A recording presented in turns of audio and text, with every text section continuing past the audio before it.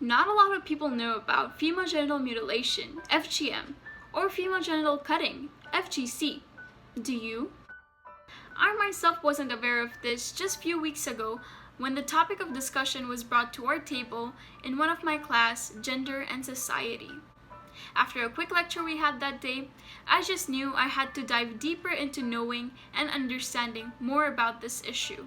Did you know the United Nations Children's Fund estimated that at least 200 million women and girls have undergone FGM worldwide, whilst additionally 3 million women and girls remain at risk every single year. After conducting and concluding my in-depth research and watching endless documentaries on the topic of FGM and its survivors, I knew that very moment that I want others to know about this issue too, so that we could move at least a bit closer to putting this to an end.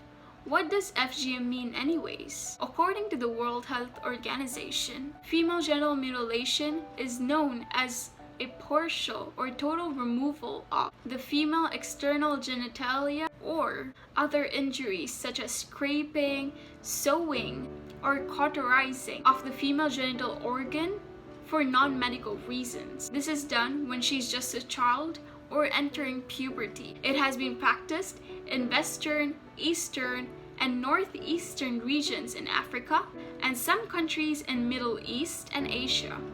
Nonetheless, FGM is also found in Western countries, that of in United Kingdom, United States, and Canada.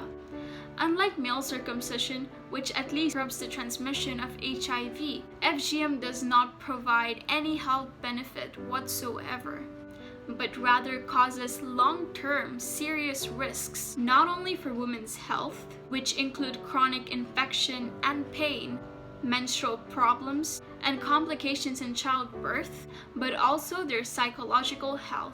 According to the United Nations Population Fund, the procedure is carried out by a traditional practitioner, such as traditional barbers, circumcisers, or traditional birth attendants in the community, where the girl or the woman is usually put through no anesthesia or antiseptic.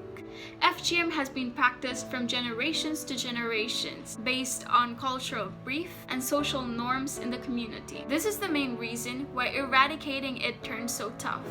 It is often than not associated with cultural ideals of femininity and modesty, which include the notion that girls are clean and beautiful after removal of body parts such as the clitoris and labia that are considered unclean, unfeminine, and male.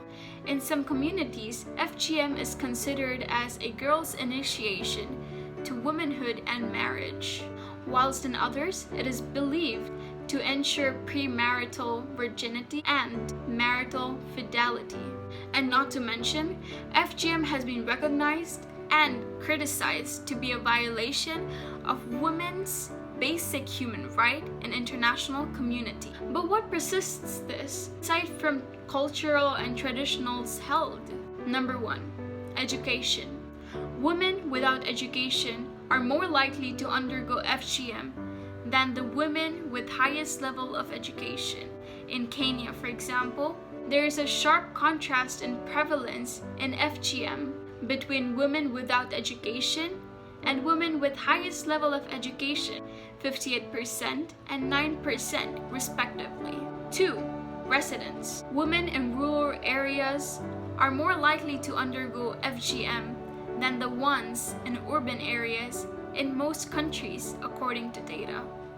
In Egypt, for example, more than 90% of women and girls residing in rural areas have seemed to go under FGM, than in contrast to 77% of women and girls in urban areas. How could we possibly bring this all to an end?